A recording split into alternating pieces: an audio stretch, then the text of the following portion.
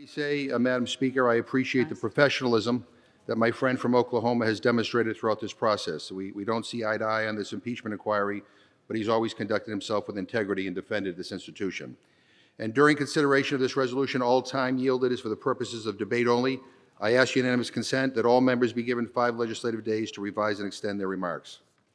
Without objection.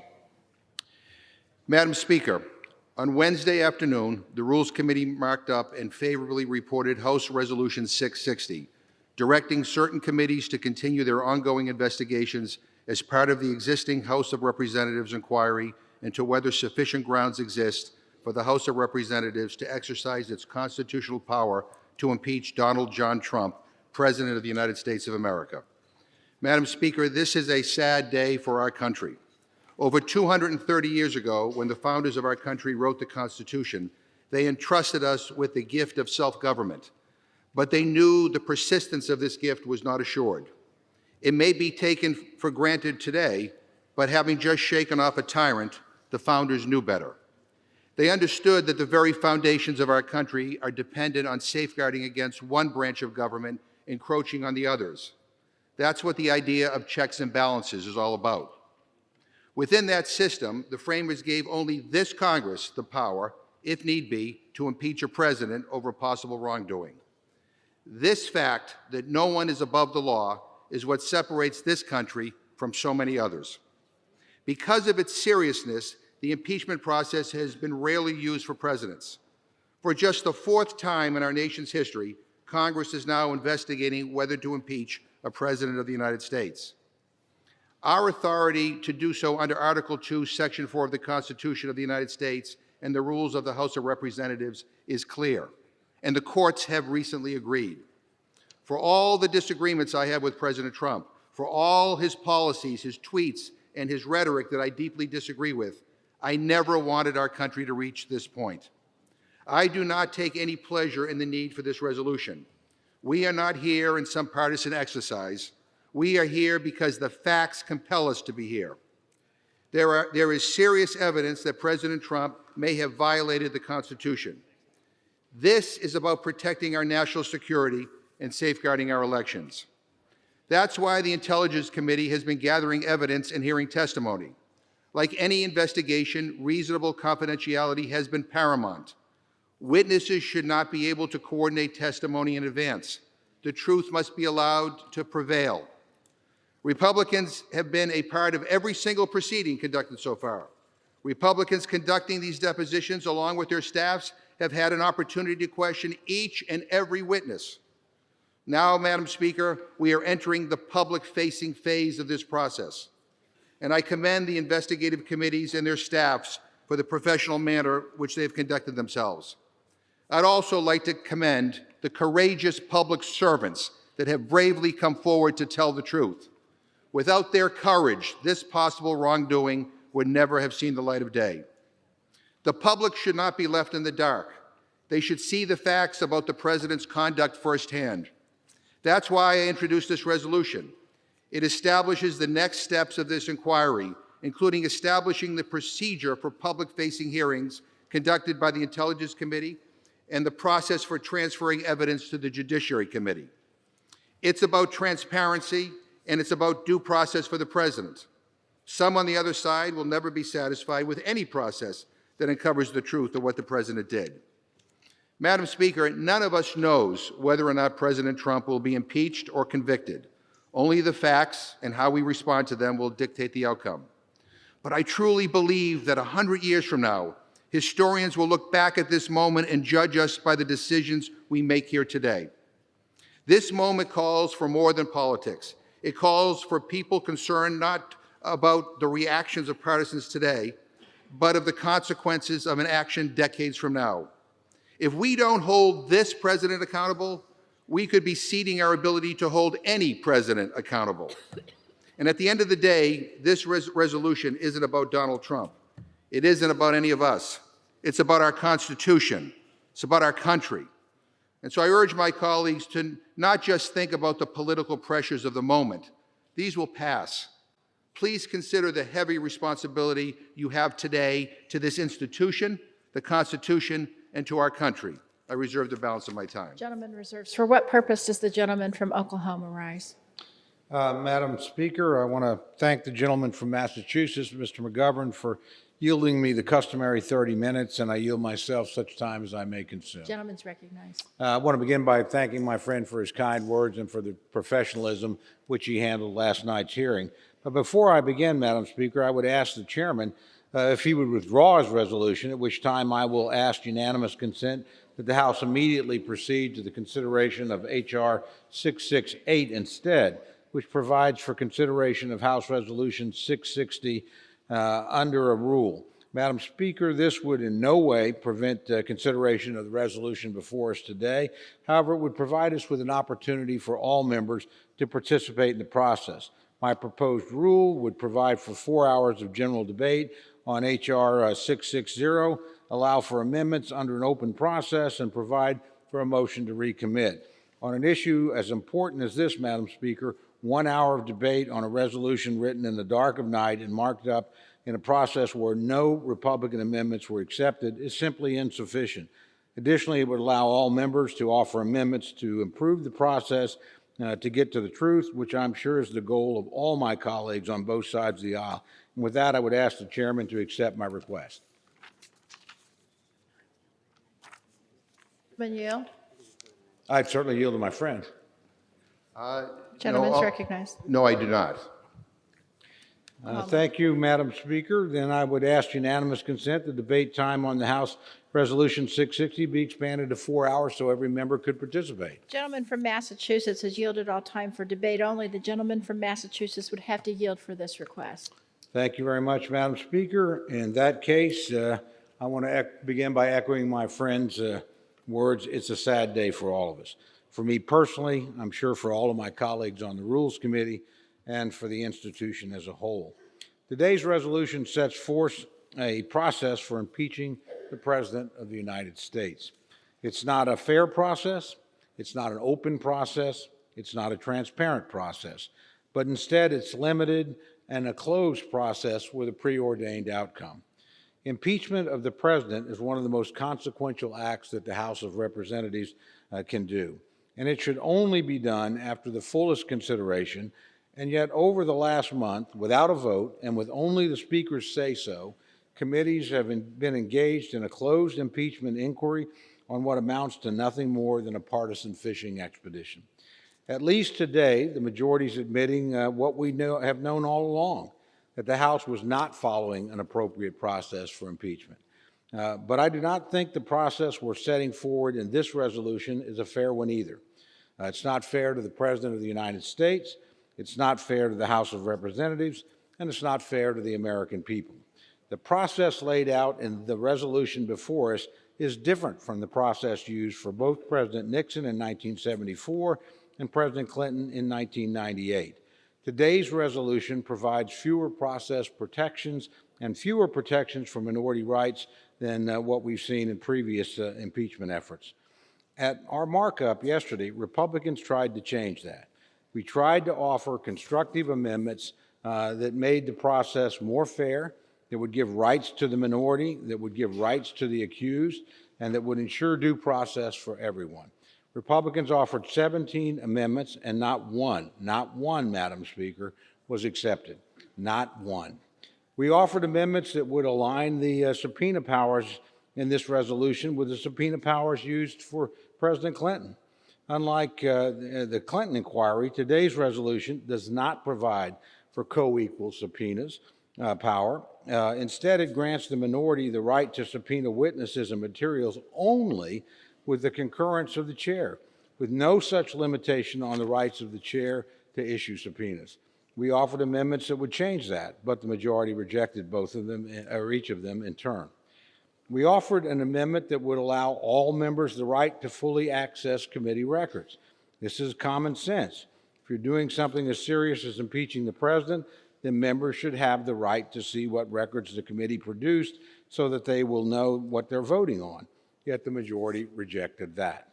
We offered an amendment that would require the chairman of the Rules Committee to promulgate procedures to allow for the participation of the president and his counsel in proceedings of the Intelligence Committee, the Oversight Committee, the Foreign Affairs Committee.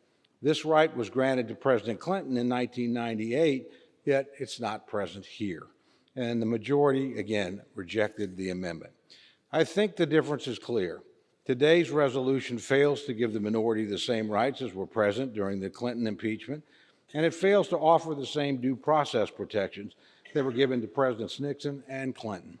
And in the latter case, I note those rights were given by a Republican House to a Democratic president. Today's resolution shows a Democratic House failing to give these same protections to a Republican president. Madam Speaker, the unfairness is clear. This is not a fair process, nor was it ever intended to be. It was preordained from the beginning. Without due process and without a fair process that respects minority rights, I do not believe the American people will regard this process as legitimate. A legitimate process is one that offers protections for everyone involved. And without those protections, this will be seen as just another partisan exercise, one the majority has been pushing since the very first days of the 116th Congress. We can do better than that, Madam Speaker. The Rules Committee should have done better than this. But since the Rules Committee didn't, the House must. And with that, Madam Speaker, I urge opposition to the measure and reserve the balance of my time. Gentleman reserves. Gentleman from Massachusetts.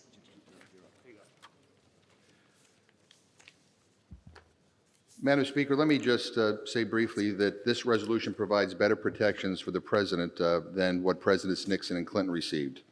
And just like under Nixon and Clinton in the Judiciary Committee, the President's Counsel can submit additional testimony or evidence for the committee to consider. The President and Counsel can attend all hearings and raise objections. They can question any witness. This going beyond Nixon and Clinton, this resolution allows the President's Counsel to ask questions at the presentation of evidence. Under our procedures, the ranking minority members of the Judiciary Committee and the Intelligence Committee may issue subpoenas if authorized by a committee vote. These are the same subpoena powers that the ranking minority member was given during Clinton and Nixon. Our resolution allows for greater member participation than under past impeachment procedures, including a robust process for the minority to propose witnesses and even issue subpoenas if authorized by committees. And let me just say, I think the fact of the matter is, I don't think there is any process that we can propose that Republicans who prefer to circle the wagons around this president and prevent us from getting to the truth would accept. I ask unanimous consent to insert into the record H-Res S81 from the 105th Congress, the Clinton impeachment inquiry resolution that contains the same minority subpoena powers as the resolution. Without objection. And I also ask unanimous consent to insert in the record H-Res 803 from the 93rd Congress, the Nixon impeachment inquiry resolution, which also contains the same minority subpoena powers as this resolution. Without objection, so Having ordered. said that, Madam Speaker, I yield 1 minute to the gentleman from New Mexico, the Assistant Speaker, Mr. Lujan. Gentleman's recommended. Madam Speaker, I rise today in support of the resolution on the floor. We're here today because of the rule of law. This resolution, the inquiry, is Congress upholding the oath we pledged to the Constitution. We're here because of the president, his actions, his jeopardizing our national security for his own political gain. We're here because we know the White House and the president admitted that President Trump used the power of the presidency to pressure and strong-arm the president of a foreign country for his political gain. He called it a favor. Do us a favor, he said, but it wasn't a favor. It was a coordinated attempt to undermine the rule of law. Because of those actions, Congress is compelled to be here, to uphold the rule of law, to make sure Americans hear the truth, to say that no one, not even a president, can abuse the system without fair and just consequences. I yield back. Gentleman yields back. Gentleman from Oklahoma.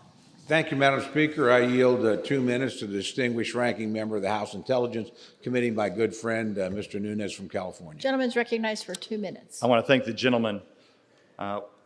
We are not here to run a show trial in an effort to impeach the President of the United States. It's clear that since the Democrats took control of the House of Representatives, they have always intended to transform the Intelligence Committee into the Impeachment Committee. Every one of their actions, from the staff they hire to the Trump conspiracy theories they investigate, their willful neglect of our basic oversight duties demonstrates that this has been their plan from day one.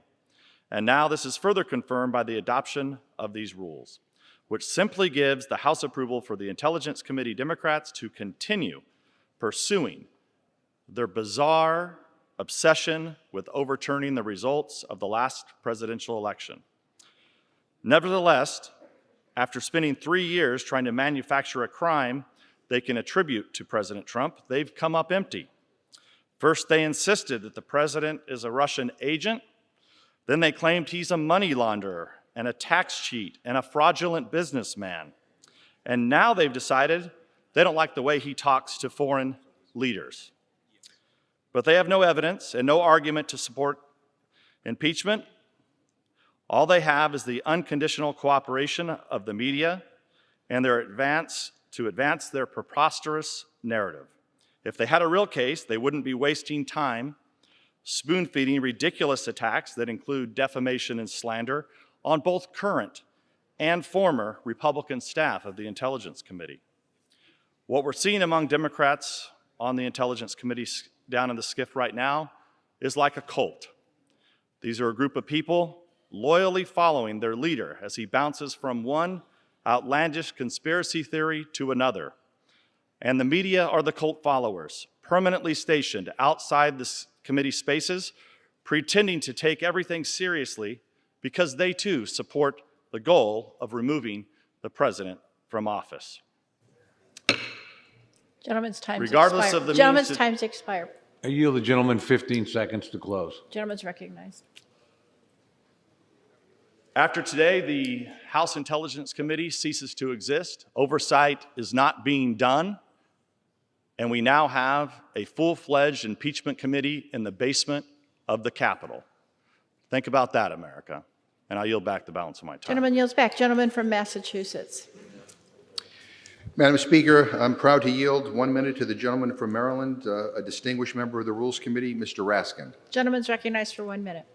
Thank you, Madam Speaker. The House impeachment inquiry has discovered a substantial body of evidence that the President of the United States has violated the Constitution by placing his political interests above the interests of the country, thereby putting both our democracy and the nation's security in jeopardy. In light of this evidence, the House of Representatives must fully investigate. We have sworn a sacred oath to uphold and defend the Constitution of the United States against all enemies, foreign and domestic. We will honor our oath by countering all high crimes and misdemeanors committed against the American people and our Constitution. Today's resolution sets the table for the next phase of the inquiry. This phase includes open hearings led by the Intelligence Committee to allow the American people to hear from witnesses who have personal knowledge of the President's actions. Relevant materials will then be transferred to the Judiciary Committee so we may fulfill our solemn and time-honored duty to determine whether to recommend articles of impeachment. The majority has conducted hearings up to this point in a scrupulously bipartisan way, giving professional staff counsel for both the majority and the minority precisely equal time to question witnesses and equal opportunities for members of the majority and the minority to question them too. Despite... Fire. Gentleman. I yield the gentleman additional 20 seconds. Gentleman's recognized. We will afford the President all the due process protections that were afforded to his predecessors in a similar situation. That includes the ability to attend hearings, question witnesses, and submit evidence. As recently as Friday, the federal courts have reaffirmed that the House is the sole judge of impeachment, and we set the rules here. These rules are fair and strong, and will make sure that we can and we will defend the Constitution of the United States. I yield back. Gentleman from Oklahoma. Thank you, Madam Speaker. I yield 2 minutes to my good friend, the distinguished ranking member of the House Oversight Committee, Mr. Jordan from Ohio. The gentleman's recognized for 2 minutes. I thank the gentleman. Madam Speaker, trying to put a ribbon on a sham process doesn't make it any less of a sham. Never forget how this whole thing started. Democrats are trying to impeach the President of the United States 13 months before an election based on an anonymous whistleblower with no firsthand knowledge, who has a bias against the president, who worked with Vice President Biden. The day after the now famous phone call between President Trump and President Zelensky, the so-called whistleblower gets a readout from somebody on that call, writes a memo. In the memo, he uses terms like, this call was scary, frightening. But what does he do? Waits 18 days before he files a complaint. And who's the first person he goes to see, the first people he goes to see in that 18-day time frame? Chairman Schiff's staff. Chairman Schiff's staff. 435 members of Congress, only one individual, one member of this body knows who this person is who started this whole darn crazy process. Chairman Schiff. And what's this resolution do? Gives him even more power to run this secret proceeding in a bunker in the basement of the Capitol.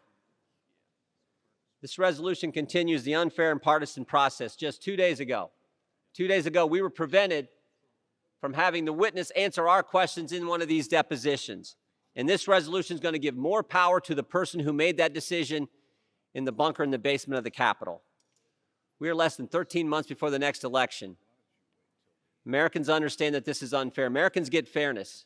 They instinctively know this is an unfair and partisan process. They will see how unfair and partisan it is today when the vote happens on the floor of this House. We can do a lot better than this. We can do a lot better than this, and the American people see through it. I urge a no vote on this resolution, and I thank the gentleman on the Rules Committee for his work and his leadership. With that, I yield back. Gentleman yields back. Gentleman from Massachusetts. Yeah, Madam Speaker, I'd like to ask unanimous consent to insert into the record a New York Times article titled "Army Officer Who Heard Trump's Ukraine Call Reported Concerns," in which Colonel Alexander Vindman, an Army officer who was on the call, said, and I quote, "I did not think it was proper to demand that a foreign government investigate a U.S. citizen," and quote, "This would all undermine U.S. national security." And I'd like to yield 1 minute to the gentleman from South Carolina, the Majority Whip, Mr. Clyburn. Gentleman's recognized for 1 minute. Thank you, Madam Speaker. And I thank the gentleman for yielding me the time. Over the last month, the impeachment inquiry has built a powerful body of evidence around President Trump's call with President Zelensky of Ukraine when he told the foreign leader, "I'd like you to do us a favor, though." We've learned so much about that call and things that followed it because some dedicated public servants have demonstrated their patriotism to this great country by coming forward and testifying and giving us the information as they know it. These brave patriots have been called career, radical, unelected bureaucrats. They've been called that by a group of people who Thomas Paine would call summer soldiers and sunshine patriots. He warned us that these people will come forward in a crisis, shrink from the service of the country, but he that stands it now deserves the love and thanks of man and woman, for tyranny like hell is not easily conquered, yet we have this conflict with us. The harder the conflict, the more glorious the triumph. We are here today because brave, dedicated public servants and patrons are standing up for their country. Gentleman from Oklahoma. Thank you very much, Madam Speaker. I recognize my good friend and fellow member of the Rules Committee, the distinguished gentleman from Texas, Mr. Burgess, for 2 minutes. Gentleman's recognized for 2 minutes. And I thank the gentleman for yielding. Yesterday, Rules Committee reported an impeachment resolution that was hastily drafted without Republican input and just 24 hours notice for review. Last night, we offered on the Republican side 17 amendments. Unsurprisingly, none were adopted. Despite assurances that all members will have access to materials supporting the articles of impeachment, to date, Chairman Schiff has ignored 72 bipartisan requests to view Ambassador Volker's transcript. But pursuant to Rule 11, Clause 2E2, committee records are the property of the House, and thus members of the House should have access.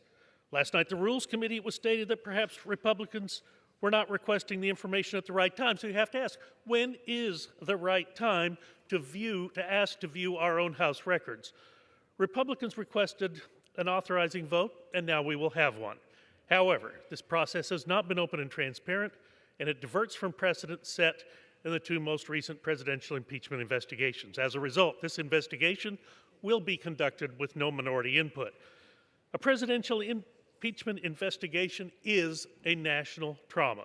All members must take this constitutionally vested power seriously and Americans deserve to be represented in this process. Unfortunately, neither serious nor equal consideration nor full access to records appear to be criteria under which the Democrats are willing to conduct this investigation. That is a shame, and it renders this process a sham. I yield back. Gentleman yields back. Gentleman from Massachusetts. Madam Speaker, I'm proud to yield 1 minute to the gentlewoman from Pennsylvania, a distinguished member of the Rules Committee, Ms. Scanlon. Gentleman is recognized for 1 minute. I take no joy in contemplating the impeachment of a president because in contemplating it, we must acknowledge a threat to our Constitution and the values that bind us, not only as members of Congress, but as Americans. We've tried to work within traditional means to get to the bottom of serious allegations of misconduct so that we can deliver the truth to the American people. Committees have called witnesses and requested evidence only to be stonewalled. The president's defenders have tried to distract the American people by falsely claiming to have been excluded from the investigation, while their stunts and smears have hindered the constitutional process. This resolution outlines ground rules for the House as we move forward, granting the same or greater due process rights to the president and the minority as they themselves drafted when they were in the majority. We will have open hearings. They can question witnesses. They can propose subpoenas. They can present evidence. I am proud to sponsor this resolution. Our Constitution requires it, and our democracy depends on it. And with that, I yield back. Gentleman from Oklahoma.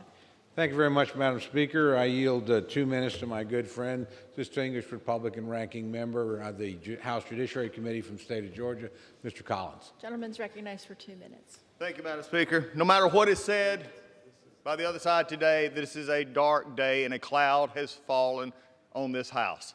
It has been falling for 10 months and it is showing itself today. What we are seeing is this. If the gentleman who is a friend of mine from the Rules Committee would actually want to talk about are these the same rules as Clinton and Nixon, then we would have had a much longer period of debate because he knows and I know it is not. There are similarities, some better, some not, but they are not the same. Let's get that out of the way first. The problem I'm having here is the resolution before us today is not about transparency, it's about control. It's not about fairness, it's about winning. It's about following the facts. This resolution is about delivering results. You know how I know this? Because the resolution gives no proper way for how these abilities or transferring of documents from the Intel Committee to Judiciary Committee will happen. Doesn't even give a time frame. And I've heard a lot of discussion today about maybe we didn't know how to properly ask last night in Rules Committee. I'll guarantee you my staff and I know how to properly use Rule 11-2E to ask for information. And we're told yesterday by a committee, one of the committees, that we couldn't have access to it because the parliamentarians said we couldn't. That's just false and needs to stop. This House is developing and shredding procedures every day. And if members of the minority or the majority cannot have the rights that they are given, then we're in a sad situation.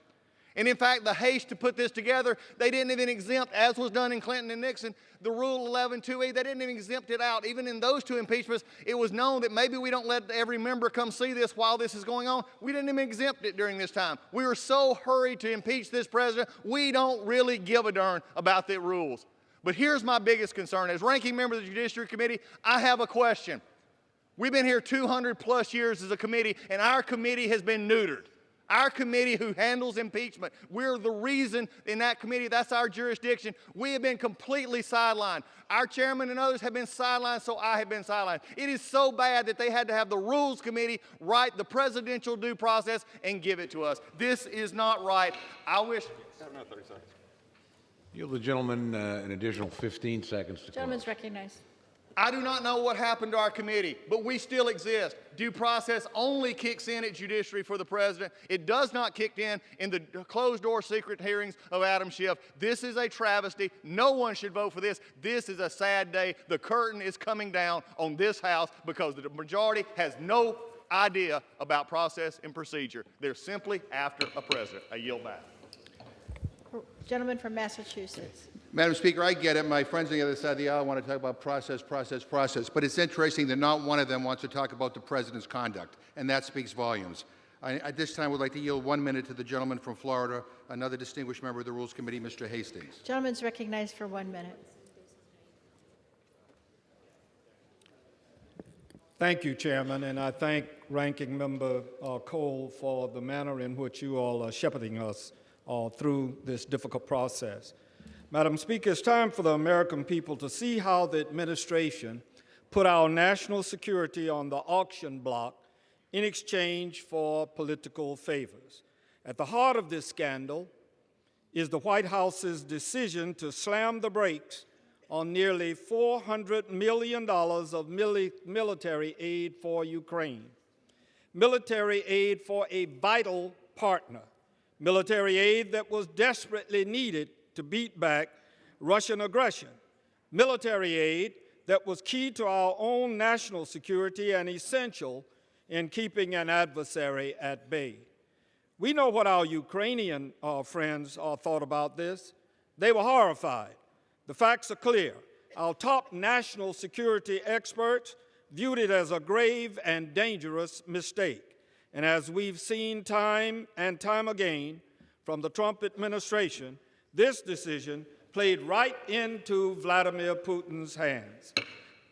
I yield the gentleman additional 20 seconds. Gentleman's recognized. I support pushing ahead with this inquiry because I swore an oath to defend the Constitution against America's enemies.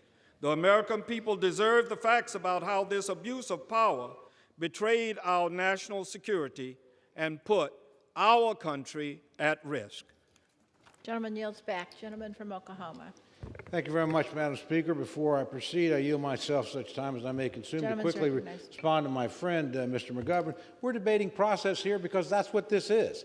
This is a process resolution to impeach the President of the United States. You didn't accept a single amendment last night.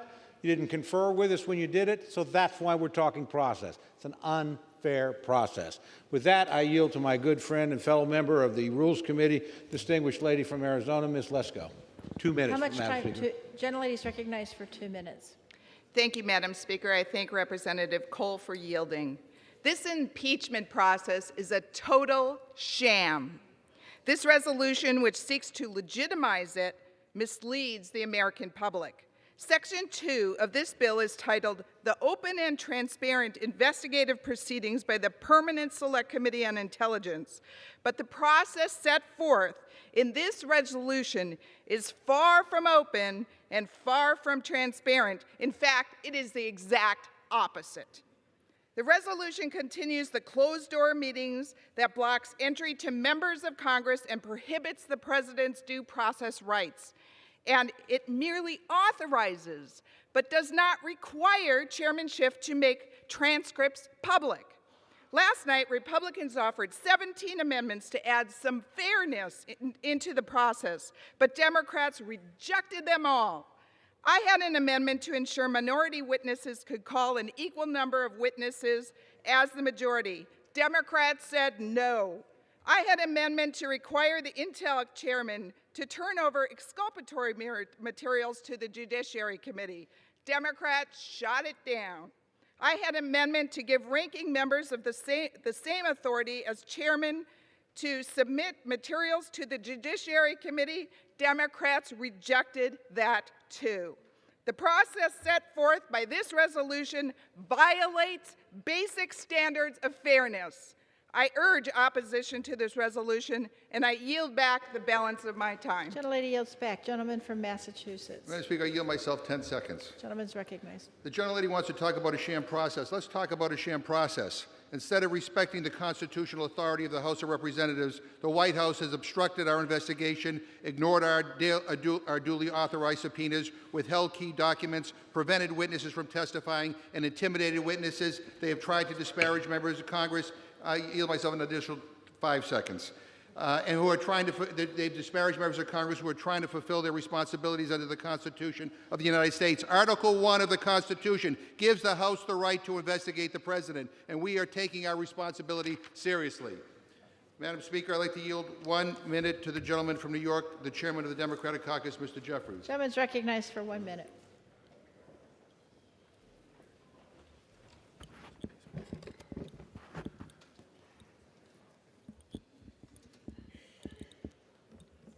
The House impeachment inquiry is about abuse of power. It's about betrayal. It's about corruption. It's about national security. It's about the undermining of our elections. It's about defending our democracy for the people. The House is a separate and co-equal branch of government. We don't work for this president or any president. We work for the American people. We have a constitutional responsibility to serve as a check and balance on an out-of-control executive branch. Our job is to ask difficult questions on behalf of the American people. What we are doing right here is consistent with the words of James Madison, who in Federalist 51 said the House should be a rival to the executive branch. Why did Madison use the word rival? The founders didn't want a king. They didn't want a dictator. They didn't want a monarch. They wanted a democracy, and that is exactly what we are defending right now. No one is above the law. Gentleman from Oklahoma. Thank you very much, Madam Speaker. I yield 2 minutes to my good friend, distinguished conference chair for the Republican Party, Ms. Cheney from Wyoming. Gentlelady is recognized for 2 minutes. Thank you very much, and thank you to our Republican leader of the Rules Committee for yielding to me. Madam Speaker, we have heard a lot this morning already, a desire, a desperation almost on the part of my colleagues on the other side of the aisle that the nation take this body seriously. Then they need to start acting like they take themselves seriously, Madam Speaker. When we are here gathered discussing this most grave and solemn obligation we have, addressing impeachment, we know, Madam Speaker, what a serious process would look like. We have seen it before. We have seen members on both sides of this aisle in the past, when we've been engaged in the impeachment of a president, act in a way that is serious, reflects the dignity of this body, and reflects the importance of the Constitution. That is the opposite, Madam Speaker, of what we have seen so far. No matter what my colleagues say about this legislation, no matter what my colleagues say about the process they've been engaged in to date, it is absolutely the case that it has been a secret process that has denied rights to the minority, that has involved leaking selectively things that the majority would like to have leaked, in which rights have absolutely been denied, and they cannot fix that. They cannot fix what has been a tainted record and a tainted process by now suddenly pretending they're opening it up. And Madam Speaker, let me say one other thing. Every time I hear my colleagues on the other side of the aisle talk about efforts to somehow undermine national security for political gain, I can't help but think about what they are doing precisely this morning. When we are facing the threats we are facing as a nation, and my colleagues on the other side of the aisle, Speaker Pelosi and Chairman Schiff and others, take what is arguably the single most important national security committee in this body, the House Intelligence Committee, and they tell the House Intelligence Committee, turn away from those threats. Do not focus on oversight. Do not focus on the challenges we face. And instead, we are going to consume you in a political, partisan process to impeach the President of the United States. Madam Speaker, my colleagues on the Democratic side of the aisle will be held accountable by history for what they are doing. Yield the gentlelady an additional 15 seconds to close, Madam Speaker. They will be held accountable by history for what they are doing. They have absolutely no right to talk about threats to this nation if they are diverting the full attention, resources, and focus of the House Intelligence Committee onto a sham political process run by Chairman Schiff and Speaker Pelosi. I urge my colleagues to oppose this resolution, and I yield back the balance of my time. Time's expired. Gentleman from Massachusetts. Madam Speaker, I am delighted to yield 1 minute to the gentlewoman from Florida, a distinguished member of the Rules Committee, Ms. Shalala. Gentlelady is recognized for 1 minute. Madam Speaker, having been through this before, I know how painful impeachment investigations can be. I also know that I'm not alone in saying that supporting this continuing inquiry is not a decision that any of us makes lightly. None of us has ever hoped to consider investigating our own president for compromising our national security and obstructing justice. Regardless of political ideology, we all understand our constitutional duty. It's with profound sadness and disappointment that we have to continue this investigation. The accusations the House is investigating go straight to the heart of our Constitution. Our Constitution endows us with not only the authority, but also the duty to hold our colleagues in the federal government accountable if they fail to act in the best interests of our nation.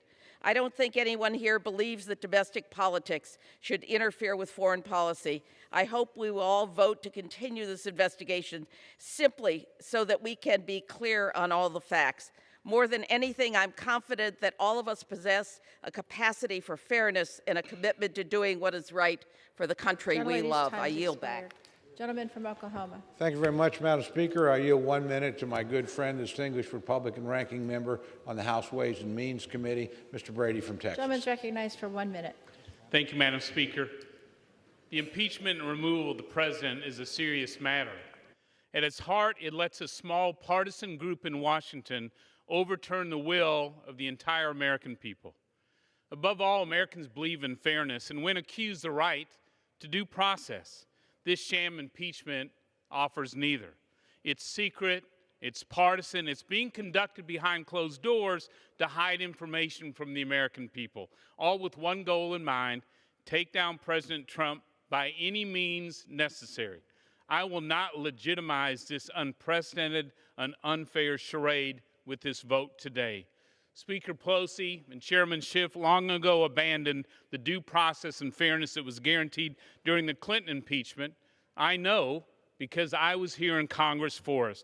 There is simply no cause for this impeachment inquiry, none, and it's shameful to create a constitutional crisis for purely partisan reasons. I yield back. Gentleman yields back. Gentleman from Massachusetts.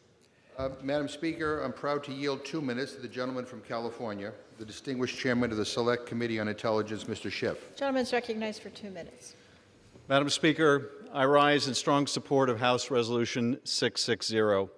I rise in strong support, but I do not take any pleasure in the events that have made this process necessary. I rise in strong support of the resolution, but I do so with an understanding that the task before us is a solemn one. How each member of this chamber approaches the vote this morning and the days and weeks ahead may be the most important service as members of Congress we will ever pay to the country and Constitution that we all love and have pledged to defend.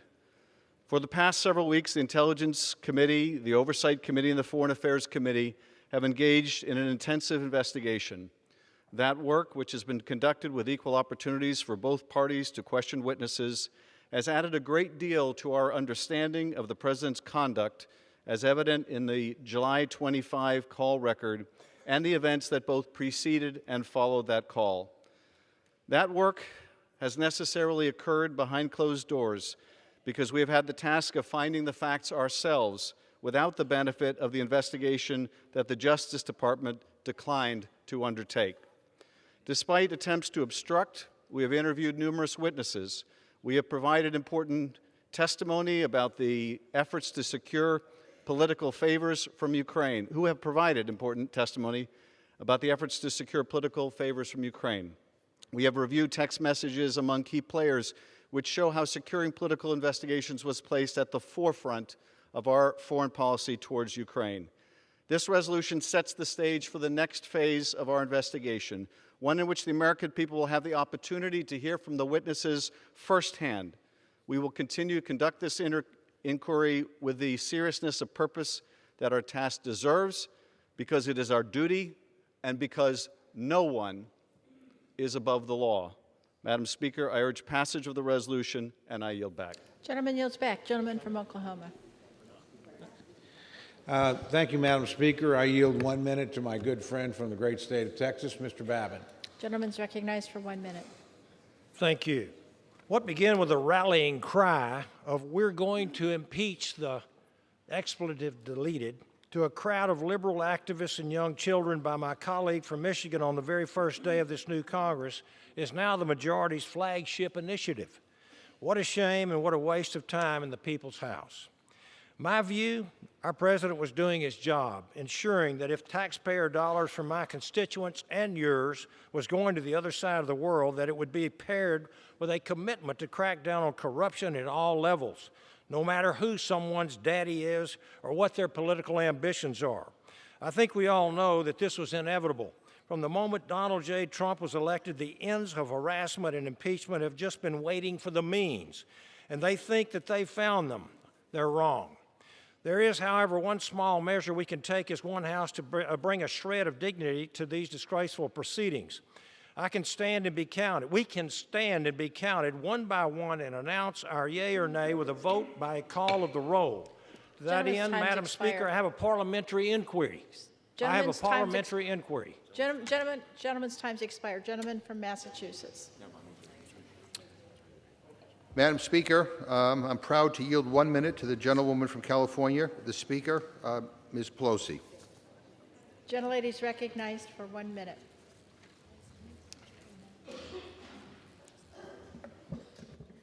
I thank the gentleman for yielding, and Madam Speaker, thank you for the recognition. I want to begin my remarks by some of the most beautiful words in our country's history.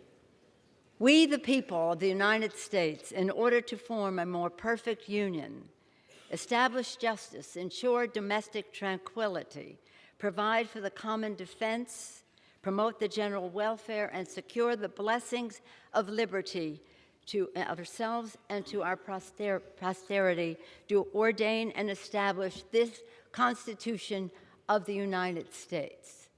It goes on immediately to establish Article 1, the legislative branch, Article 2, the executive branch, Article 3, the judiciary. The genius of the Constitution, a separation of powers, 3 co-equal branches of government to be a check and balance on each other. And it's to that we take the oath of office. We gather here on that opening day with our families gathered round to proudly raise our hand to protect and defend the Constitution of the United States. And that is exactly what we are doing today. Sadly, this is not any cause for any glee or comfort. This is something that is very solemn, that is something prayerful, and that we had to gather so much information to take us to this next step. Again, this is a solemn occasion. Nobody, I doubt anybody in this place or anybody that you know comes to Congress to take the oath of office, comes to Congress to impeach the President of the United States, unless his actions are jeopardizing our honoring our oath of office. So I'm grateful to our committee chairs for all of the careful and thoughtful investigation they have been doing as this inquiry has proceeded. And today, the House takes the next step forward as we establish the procedures for open hearings conducted by the House Intelligence Committee so that the public can see the facts for themselves. This resolution ensures transparency, advancing public disclosure of deposition transcripts, and outlining the procedures for the transfer of evidence to the Judiciary Committee to use in its proceedings. It enables effective public hearings, setting out procedures for the questioning of witnesses and continuing the precedent of giving the minority the same rights in questioning witnesses as the majority, which has been true at every step of this inquiry, despite what you might hear fulminating there.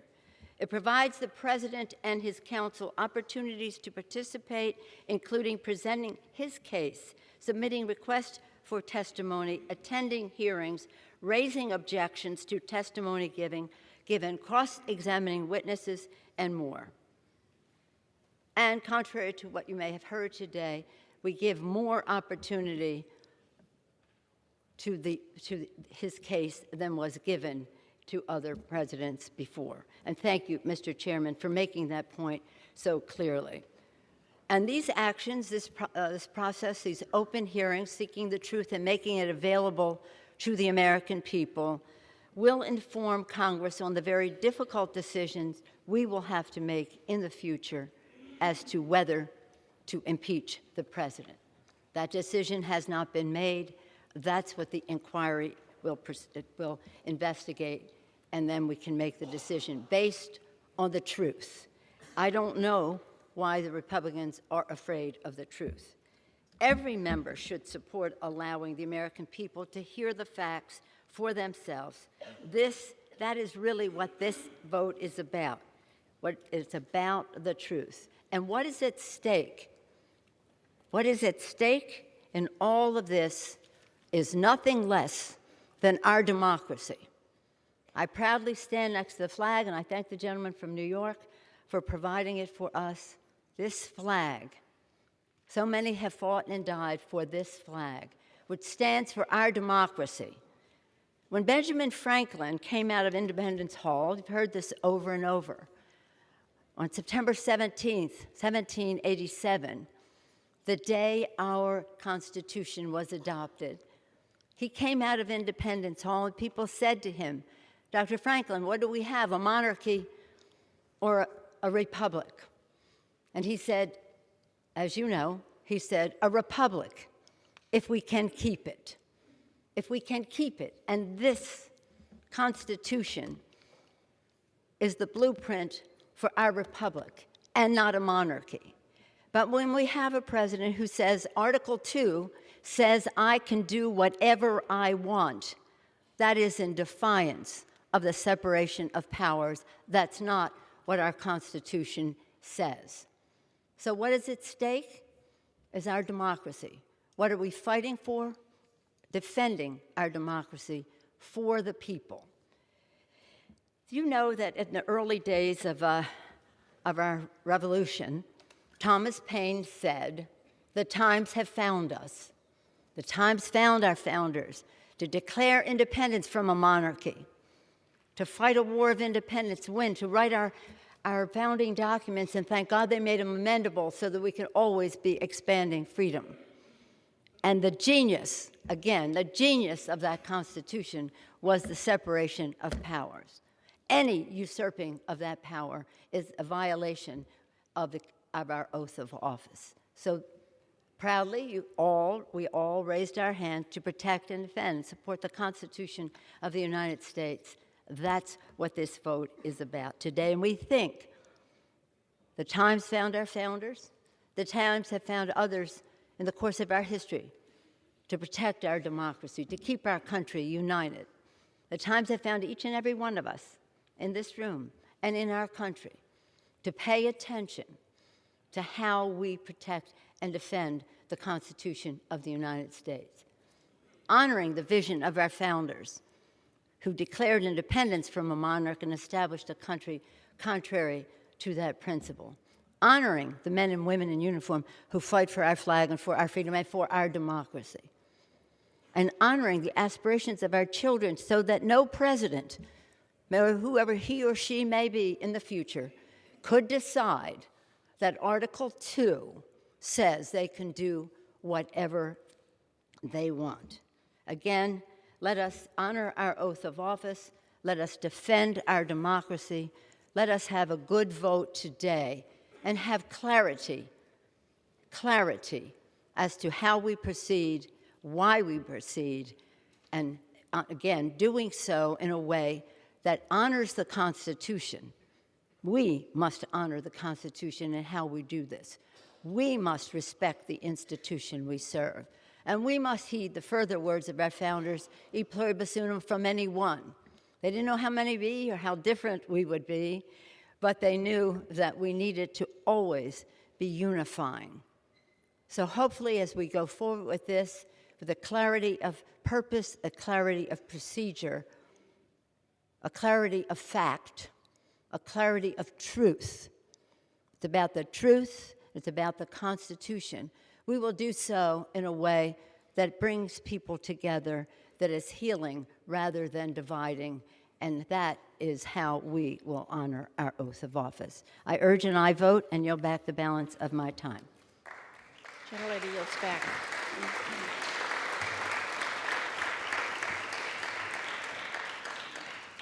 Gentleman from Oklahoma. Thank you, Madam Speaker. I yield 2 minutes to my good friend, distinguished gentleman from Texas and the ranking Republican member on the House Foreign Affairs Committee, Mr. McCall. Gentleman's recognized for 2 minutes. Thank you, Madam Speaker. I would also argue that Article 1 does not say you can do whatever you want to do.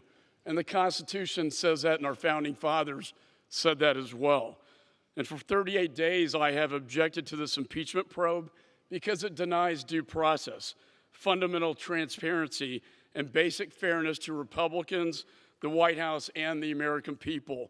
From day one, Democrats have ignored the rules and 45 years of historic impeachment precedent. Without any authorization, Adam Schiff has conducted a secret probe outside of his committee's jurisdiction. He has blocked us from calling our own witnesses.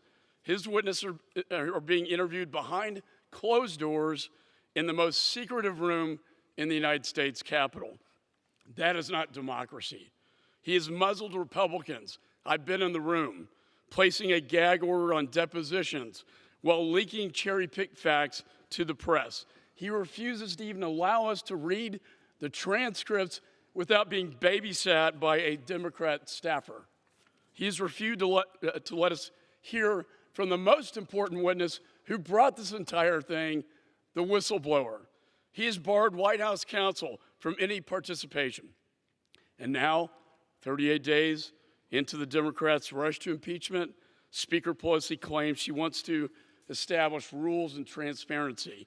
You cannot make your game fair by allowing the opposing team onto the field at the 2-minute warning. The bipartisan precedents from Nixon and Clinton still must be followed, and they are not being followed under this resolution. The White House counsel remains shut out of this process. This is unacceptable. Only 3 times in our nation's history has Congress exercised its grave power of impeachment. Our founding fathers in Federalist Papers number 65, Alexander Hamilton warned us of abusing this power because they saw a future Congress abusing it. Gentlemen, an additional 15 seconds to close, Madam Speaker. They foresaw a Congress at one point in history abusing this process for partisan political gain. So instead of overturning an entire election with a partisan weapon, we should just allow the American people to vote. Gentleman's time's with expired. that, I yield Gentleman back. from Massachusetts. Madam Speaker, I am proud to yield 1 minute to the gentlewoman from California, a distinguished member of the Rules Committee, Ms. Torres. Gentlelady is recognized for 1 minute.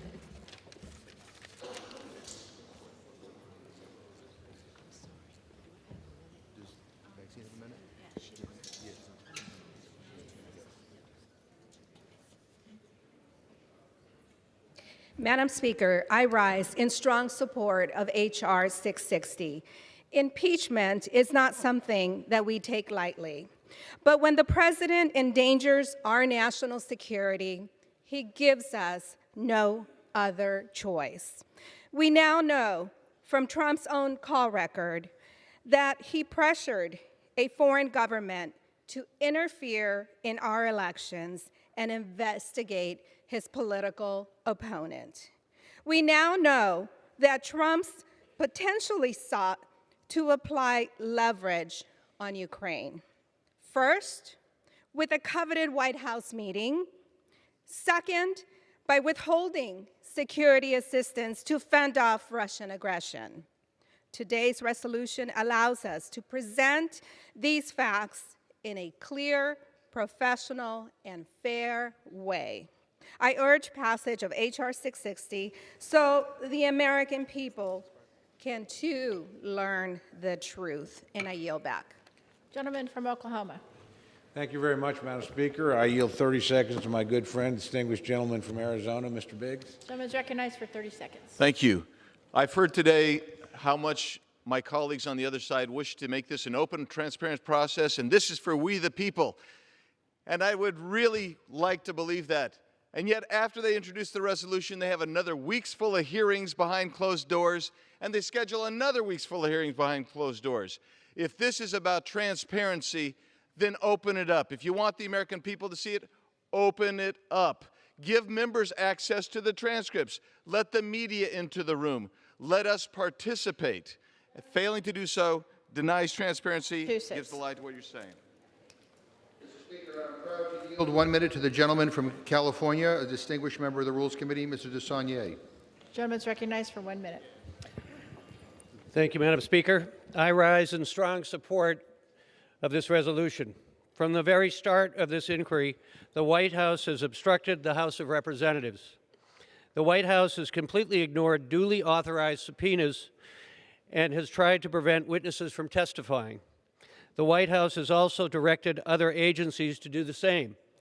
The Department of State, Department of Energy, Department of Defense, the Office of Management and Budget, all have refused to produce a single document in response to valid subpoenas.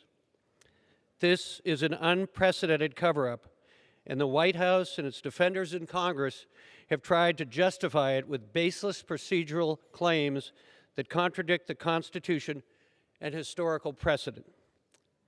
History will judge us all. After today, there are no more excuses for those who want to focus on process instead of substance. After today, there are no more excuses for those who want to ignore the facts and instead of defending the Constitution. And there are no more excuses for those who turn a blind eye while the President pressures foreign actors to interfere with our democracy. I yield back the balance of my time. Madam Speaker, I have a speaker on the way, so I'm going to reserve for the moment, if I Gentleman may. reserves. Gentleman from Massachusetts. Madam Speaker, I yield 1 minute to the gentleman from New York, another distinguished member of the Rules Committee, Mr. Morelli. Gentleman's recognized for 1 minute. Madam Speaker, I rise today in strong support of House Resolution 660. I am deeply troubled that this process has become necessary at all. But we have no choice. We must continue to investigate alarming allegations of misconduct by the President. And we continue with a public process through which all Americans will have the ability to access and to assess the evidence. This has been and will continue to be a fair and sober inquiry. Members on both sides will continue to have the opportunity to question witnesses, seek evidence, and refute testimony presented during these proceedings. Indeed, the President will have strong protections as we weigh the evidence during our deliberations. Our only goal is uncovering the truth. Did the President pressure Ukrainian leaders with the threat of withholding critical military assistance in order to serve his political interests? Has the President endangered American interests abroad by engaging in domestic political intrigue? These are serious issues, not of politics, but of national security. This inquiry is our solemn obligation, but it is our obligation nonetheless. I urge my colleagues to join me in supporting this resolution so we uphold our oath to the Constitution and preserve a transparent process on behalf of our Gentleman from republic Oklahoma. and the Thank you citizens. very much, Madam Speaker. I yield 3 minutes to the distinguished whip of the House Republican Conference, my good friend from Louisiana, Mr. Scalise. Gentleman's recognized for 3 minutes. Thank you, Madam Speaker, and I thank my colleague, Mr. Cole, for yielding. Madam Speaker, I rise in strong opposition to this resolution. Unfortunately, we've seen since the day that President Trump was inaugurated, there have been some people that made it public that they wanted to impeach him. Not because there are high crimes and misdemeanors, which is the constitutional standard, but just because they don't agree with the results of the 2016 election. That, Madam Speaker, is not why you impeach a president. There is precedent. This has only happened 3 times in the history of our country. Every time it not only started with a full vote of the House, but it also started with actual fairness. We're not getting that fairness today. When you look through this resolution, in multiple places, it gives veto authority by the chair to literally reject any witness that's brought forward by the minority. So no rights for the minority unless the chair so designates. In fact, in this resolution, it allows the chair to veto even the ability for the president to have legal counsel in the room. If the chair chooses at his whim, they can literally kick out the president's legal counsel. This is unprecedented. It's not only unprecedented, this is Soviet-style rules. Maybe in the Soviet Union, you do things like this, where only you make the rules, where you reject the ability for the person you're accusing to even be in the room, to question what's going on, for anybody else to call witnesses, when only one person has the right to call witnesses. And as we saw just the other day, the chairman was literally directing the witness to not answer certain questions by the Republicans. What kind of fairness is that? Maybe you think it's fairness if you can run roughshod over somebody because you've got the votes, but that's not how impeachment was supposed to go.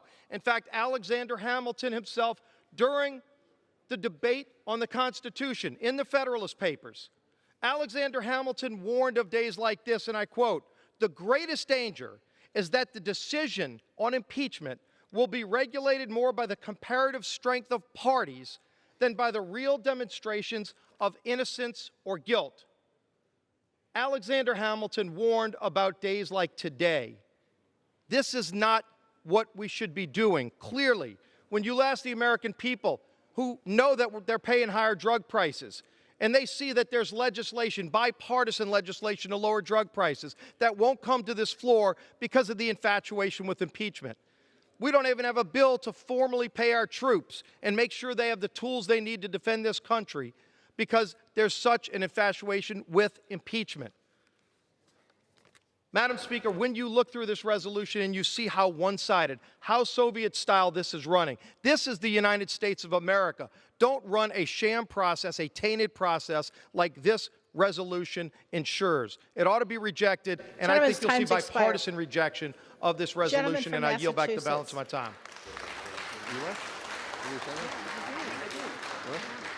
Gentleman from Massachusetts. Madam Speaker, I yield 2 minutes to the gentleman from New York, the distinguished chairman of the Committee on Judiciary, Mr. Nadler. Gentleman's recognized for 2 minutes. Yeah, but I mean, we got to.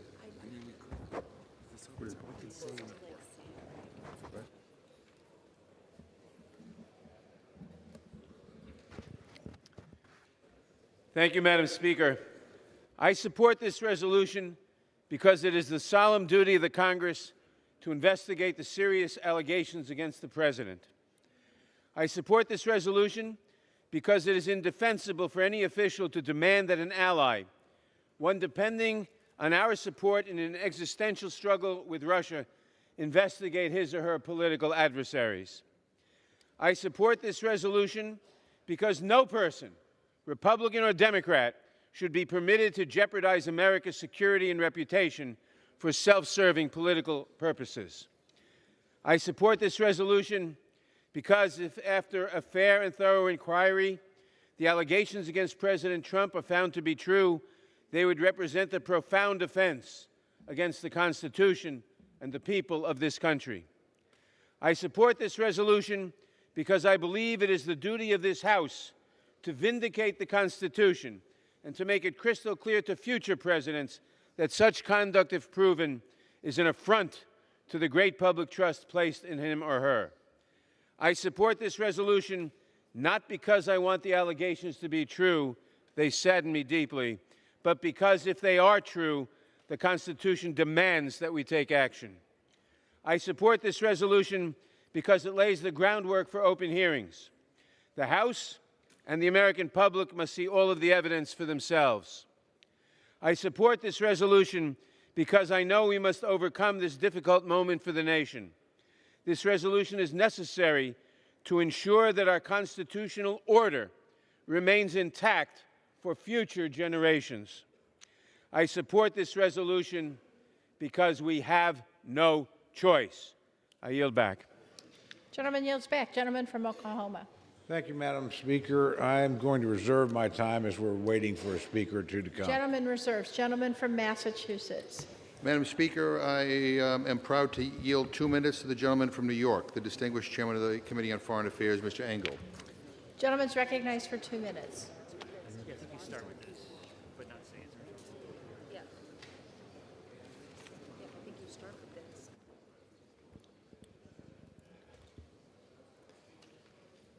I thank the gentleman and rise to support moving forward to the next open phase of this impeachment inquiry so that the American people can hear from witnesses, see the evidence, and understand the troubling story of what's taken place in this administration.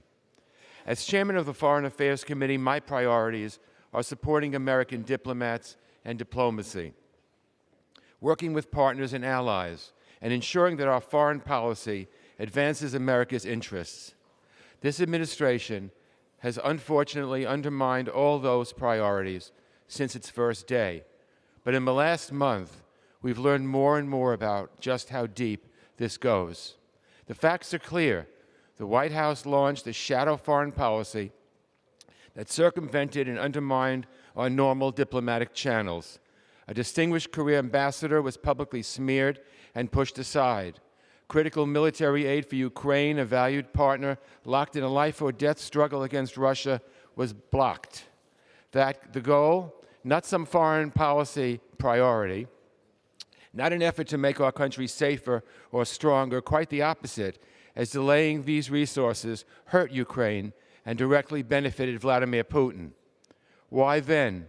to pressure a foreign government to interfere in our 2020 elections. It's what the framers feared most.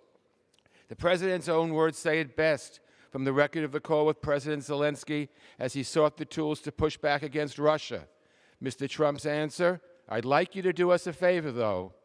Since that first damning piece of evidence came to light, the Intelligence, Oversight, and Foreign Affairs Committees have worked to fill in the pieces of the puzzle thanks to the courage of public servants who obeyed the law and testified even in the face of bullying and intimidation from the administration, of ugly, baseless smears from the president's allies, and I condemn the shameful efforts to identify and harass the whistleblower whose life may be jeopardized for coming forward to tell the truth. Gentlemen's time's expired. I salute all those patriots, and I salute my fellow committee chairs, Mr. Schiff, Ms. Maloney, and the late Mr. Cummings for their I yield the gentleman additional. Gentleman from Oklahoma. Gentleman reserves. Gentleman from Massachusetts. Madam Speaker, I yield 1 minute to the gentlewoman from California, the distinguished chairwoman of the Committee on Financial Services, Ms. Waters. Gentlelady is recognized for 1 minute.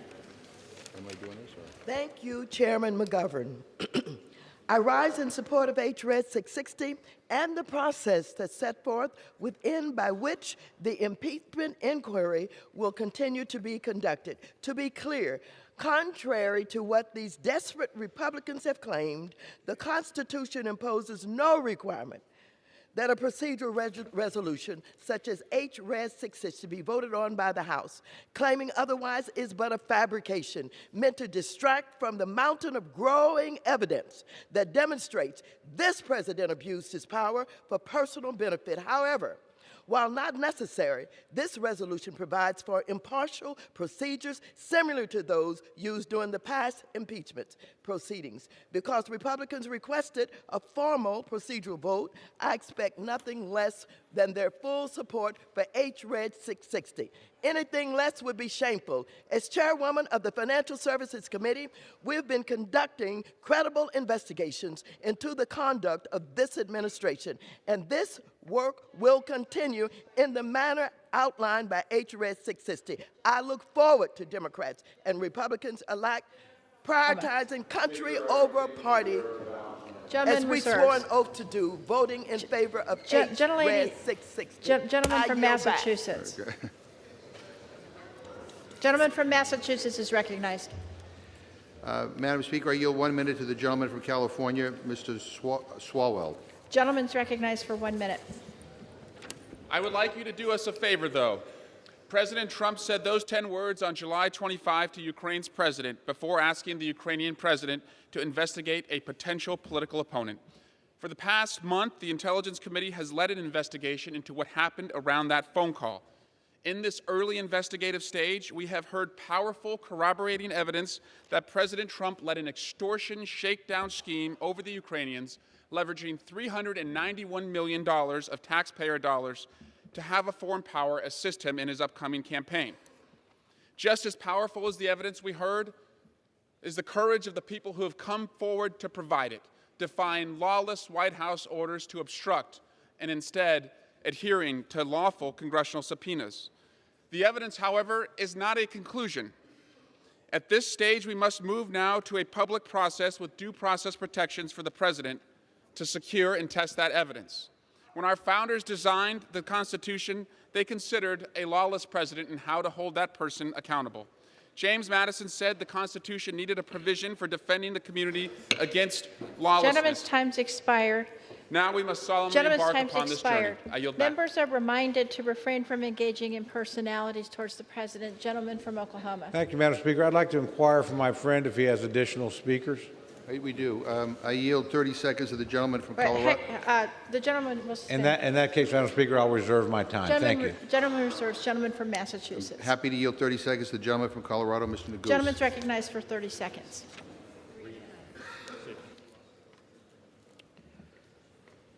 Madam Speaker, today is a serious and solemn day for our country.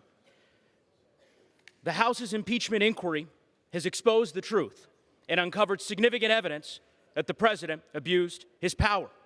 To honor the oath to defend the Constitution that each of us took, we must move forward with this impeachment inquiry. For as Thomas Jefferson once said hundreds of years ago, a sacred respect for the constitutional law is the vital principle, the sustaining energy of a free government. Let us honor the Constitution and defend it today by voting yes on this resolution. Time's expired. Gentleman from Oklahoma. Madam Speaker, I continue to reserve my time. Gentleman reserves. Gentleman from Massachusetts.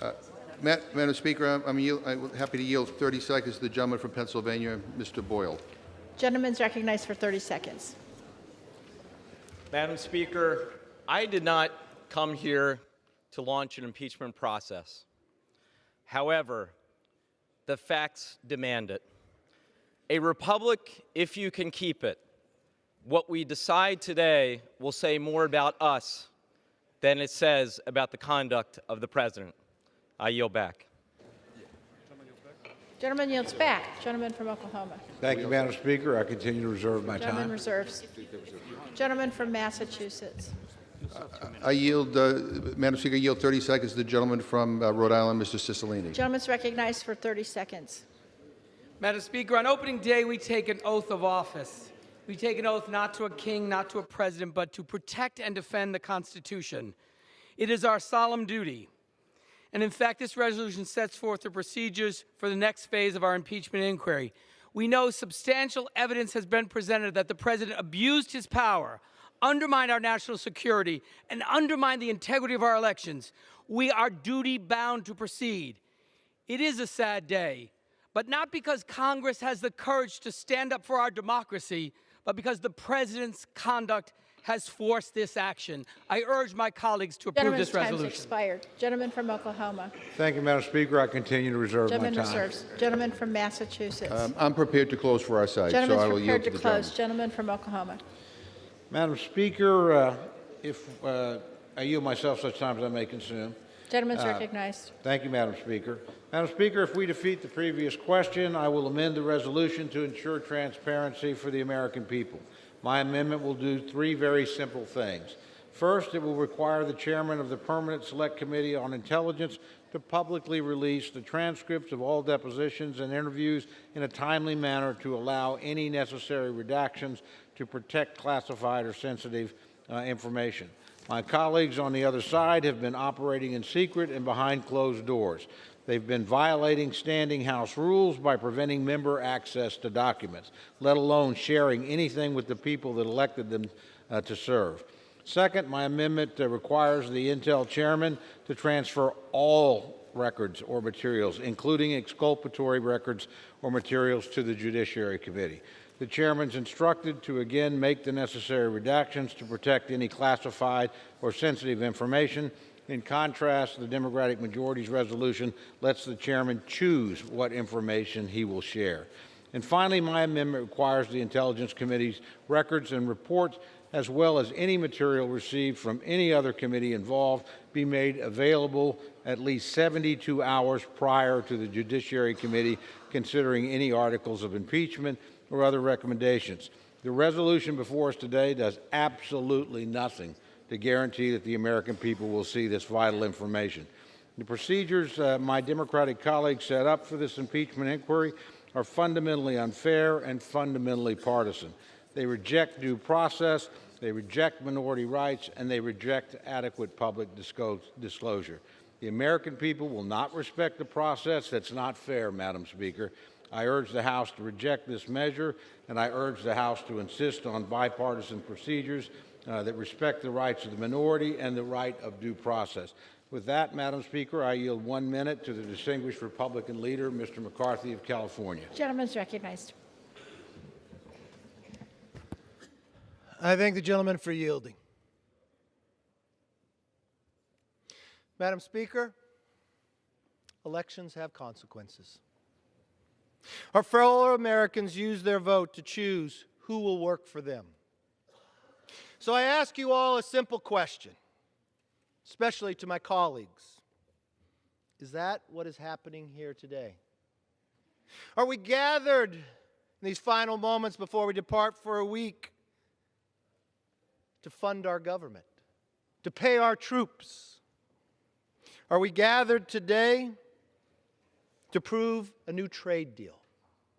Or are we gathered to debate the critical national security issues regarding China, or Iran? Well, that answer would be unanimously no. We are not working for the American people. Those items would resemble the achievements of a productive Congress, a Congress that truly works for the people. But you know what this Congress counts? This Congress records is more subpoenas than laws. That's the legacy. It is not just devoid of solutions for the American people. It is now abusing its power to discredit democracy. By using secret interviews and selective leaks to portray the president's legitimate actions as an impeachable offense. Democrats are continuing their permanent campaign to undermine his legitimacy. For the last 3 years, they have predetermined the president's guilt. They have never accepted the voters' choice to make him president. So for 37 days and counting, they have run an unprecedented, undemocratic, and unfair investigation. This resolution today only makes it worse. I've heard members on the other side say they promise rights to the president, but only if he does what they want. That's the equivalent of saying in the First Amendment, you have the right to the freedom of speech, but you can only say the words I agree with. That's what you call due process.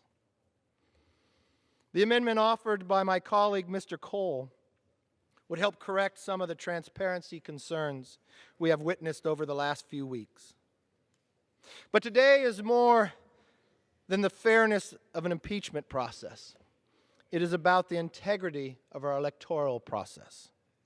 Democrats are trying to impeach the president because they are scared they cannot defeat him at the ballot box. That's not my words. That's the words of my colleagues from the other side of the aisle that has offered impeachment 3 different times. This impeachment is not only an attempt to undo the last election, it is an attempt to influence the next one as well. This is not what Democrats promised when they entered the majority 11 months ago. In this chamber, we heard from our Speaker while we all sat here. We heard what the Speaker said when she talked about words of optimism and cooperation. It was said we would work together to make America stronger, more secure, and more prosperous. We were told our mission was to return the power to the people. In fact, our new colleagues on the other side of the aisle were sent to Washington with a mandate to do just that. So what's happening? Nothing like that today. Not long ago, Democrats recognized that a partisan impeachment would put politics over people and harm our nation. That exact same Speaker that talked about cooperation, that talked about and promised the American people that they would be different. They would be different if you trusted you with the majority. You have failed in that promise. That Speaker said impeachment is so divisive to the country that unless there's something so compelling and overwhelming and bipartisan, the word of bipartisan, I do not think we should go down that path because it divides the country. What has changed since those words have been spoken? Alexander Hamilton wrote, "There will always be the greatest danger that the decision to use the impeachment power would be driven by partisan animosity instead of real demonstrations of innocence or guilt. This sham impeachment by Democrats have proven Hamilton right and portrays the Speaker's own words. I know emotions are high. I know members would even run for positions of chair simply on the fact that they would be a better chair for impeachment right after the election. But when we all stood that day and listened to the words of the Speaker of cooperation, we all raised our hand to uphold the Constitution. Tomorrow is November 1st. We're 1 year away from an election, not just for this House, but for the highest office of presidency. Why do you not trust the people? Why do you not allow the people to have a voice? Why, in a process that America lends their voice to all of us, that you deny us to speak for them? Is animosity risen that high? Is Hamilton proven correct again? There is a moment and time that you should rise to the occasion. This is that moment. This is the moment that history will write. History will ask you, when you cast this vote, when you cast a vote to justify something that has gone on behind closed doors, I want you to ask the historian and answer the question, what do you know that happened there? Have you read anything that took place that you just justified? What do you believe the definition of due process is? What do you think the First Amendment is? Do you have the right to have a voice, or only the words that you agree with? You may get elected in a primary, but in a general election, you're elected to represent the people of America, not to deny their voice. This House is so much better than what is transforming today. I believe everyone who runs for this office runs to solve a problem. But when you go back to the American public with the achievement of more subpoenas than laws, that is not why you ran. That is not why we are here. And that's why I agree with my colleague, Mr. Cole, that believes in the power of the people, people before politics, that we believe and know we can do better. That we believe the Speaker when she said about cooperation. We believed her when she said if you trusted them with the majority, they would be different. I guess it's only fitting you take this vote on Halloween. I yield back.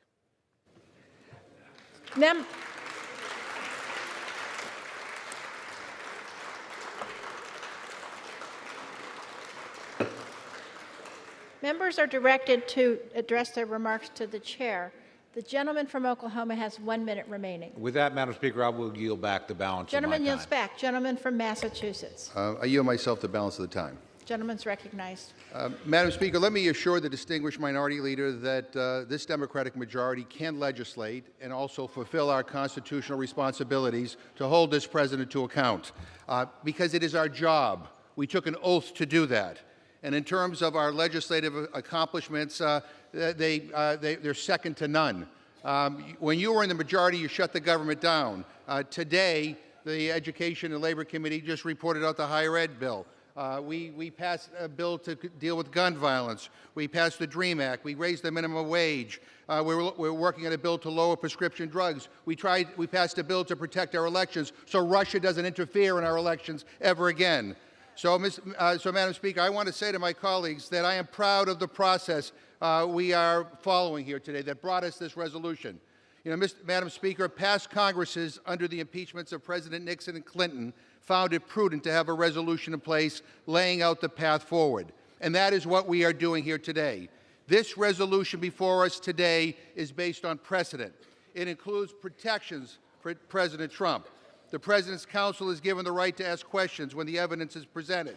The rules here expressly provide his counsel the chance to be invited to offer a concluding presentation. Neither of these things were guaranteed to President Nixon and President Clinton. And it lays out a clear path forward so that the American people know what to expect going forward. Madam Speaker, the obstruction from this White House is unprecedented. It is stunning.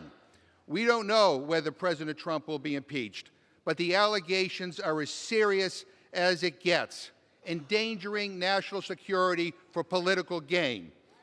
Madam Speaker, history is testing us, and I worry, based on what we have heard from the other side today, that some may be failing that test. There are no kings and queens in America. That is what separates this country from so many other nations. No one is above the law. Let me repeat that. No one is above the law. I urge my colleagues to support this resolution. I yield back my time, and I move the previous question on the resolution.